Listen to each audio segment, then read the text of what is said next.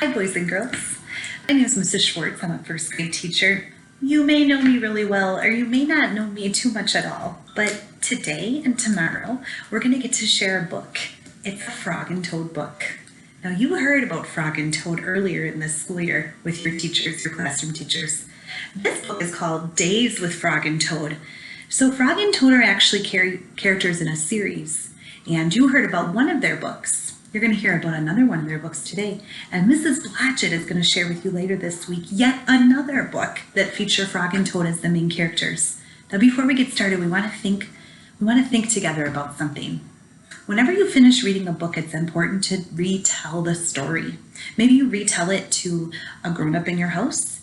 Maybe you retell it just in your own mind. Maybe you even retell it in your notebook. You write about it. Those are 3 great ways to retell a story. However you decide to retell this story, you need to remember some important ingredients. The first one you learned about 2 weeks ago when you were watching your videos, and you learned about it with Mrs. Smalley and Mrs. Amundsen. You need to think about the setting of a story, or about the characters in a story and their character traits, what they're like, why they think what they think and what they do. Then you thought with Mrs. Shooter about setting. You thought about how that was important in a story. This week, we're going to think about the problems the character faces, but most importantly, how the problems are solved. Now, sometimes problems are solved just because the story comes to the end, and sometimes the solution is the great one, and sometimes you wish that the problem would have been solved a little bit differently, but we're going to be thinking about the ends of our stories. Now, as I get ready to start reading Days with Frog and Toad, I want to make sure I'm doing what all good readers do before they start a story, and I'm going to take a sneak peek. As I'm noticing on the cover, or as I'm looking at the cover, I'm noticing some things that we've seen before about Frog and Toad. Here's Frog. He's a little bit taller and green, and here's Toad. He's a little bit shorter and a little bumpier and brown. And of course, it looks like they're doing something friends might enjoy doing, which is flying a kite. Looks like they're hanging out outdoors, which is something they love to do. And then as I look at the back, I'm noticing that there's a blurb I'd like to read to you. Friends every day. Good friends like Frog and Toad enjoy spending their days together. They fly kites, celebrate Toad's birthday, and share the shivers when one of them tells a scary story. Here are 5 funny stories that celebrate friendship. All day, every day. As a reader, I'm thinking ahead, and I'm going to make a prediction that the solutions or the endings to each of these 5 small stories are going to remind me about how important a good friendship can be. So as we get started, let's open up our book together. And we're going to open up, as we always do, to the table of contents, because that can give us some important information. Here's our table of contents. We have a story called Tomorrow, The Kite, Shivers, The Hat, and the last story is called Alone. Get started. Here's our first story. It's called Tomorrow. Toad woke up. Drat, he said. This house is a mess. I have so much work to do. Frog looked through the window. Toad, you are right, said Frog. It is a mess. Toad pulled the covers over his head. I will do it tomorrow, said Toad. Today, I will take life easy. Frog came into the house. Toad, said Frog, your pants and jacket are lying on the floor. Tomorrow, said Toad from under the covers. Your kitchen sink is filled with dirty dishes, said Frog. Tomorrow, said Toad. There is dust on your chairs. Tomorrow, said Toad. Your windows need scrubbing, said Frog. Your plants need watering. Tomorrow, cried Toad. I will do it all tomorrow. Now, if I'm thinking about Toad and his character traits, I might be thinking he's kind of lazy. He doesn't want to get out of bed and do the things he needs to do with some of his responsibilities in his home. He's saying, I'll just do it tomorrow. I'll just do it later. Toad sat on the edge of his bed. Blah, said Toad. I feel down in the dumps. Why? Asked Frog.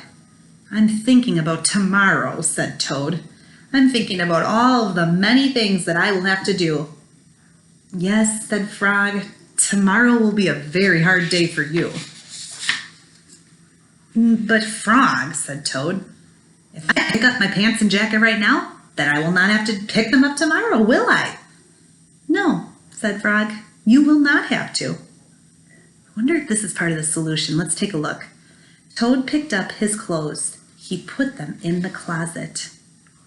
And if I look really closely, I see that Toad even has a little bit of a smile on his face. Toad's problem, of course, was that his house was a mess. He didn't want to clean it up tomorrow because that's making him sad thinking about that. So he's got a problem, a super messy house. But I think he might be onto a solution.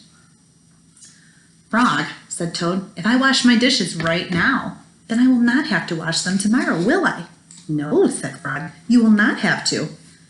Toad washed and dried his dishes. He put them in the cupboard. Frog, said Toad, if I dust my chairs and scrub my windows and water my plants right now, then I will not have to do it tomorrow, will I? No, said Frog, you will not have to do any of it. Toad dusted his chairs, he scrubbed his windows, he watered his plants. There, said Toad, now I feel better. I'm not in the dumps anymore. Why? Asked Frog. Because I have done all that work, said Toad. Now I can save tomorrow for something that I really want to do. What's that? Asked Frog. Tomorrow, said Toad, I can just take life easy. Toad went back to bed. He pulled the covers over his head and fell asleep. Toad's doing the thing he really loves to do, taking it easy, and he got his work done first. You know, there's a lesson in that for us too. If we play first, the work is still waiting for us. But if we get the work done first, we can play and enjoy. That's a lesson that Toad teaches us. The second story is called The Kite. Frog and Toad went out to fly a kite. They went to a large meadow where the wind was strong. Our kite will fly up and up, said Frog. It will fly all the way up to the top of the sky. Have you ever flown a kite before? It can be kind of tricky to get a high up in the air. And for a character like Frog, he's pretty optimistic. I'm sure he's going to think, we can do it. We'll keep trying. But for a character like Toad, he's not that optimistic. We learned about that. And let's see how he handles this situation. Toad, said Frog, I will hold the ball of string. You hold the kite and run. Toad ran across the meadow. He ran as fast as his short legs could carry him. The kite went up in the air. It fell to the ground with a bump. Toad heard laughter. 3 robins were sitting in a bush. That kite will not fly, said the robins. You may as well give up. Toad ran back to Frog. Frog, said Toad, this kite will not fly. I give up. We must make a second try, said Frog. Wave the kite over your head. Perhaps that will make it fly. Toad ran back across the meadow. He waved the kite over his head. The kite went up in the air, then fell back down with a thud. What a joke, said the robins. That kite will never get off the ground. Toad ran back to Frog.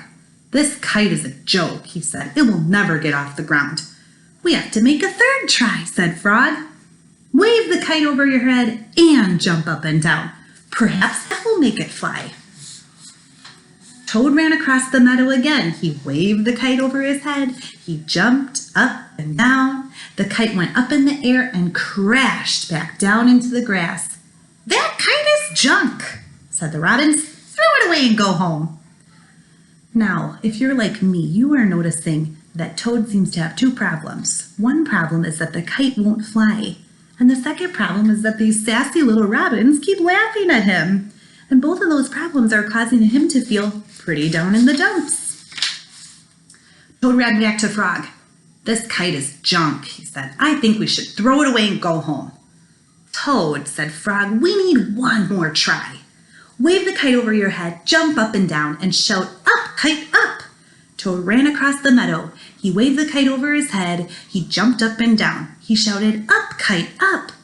The kite flew into the air.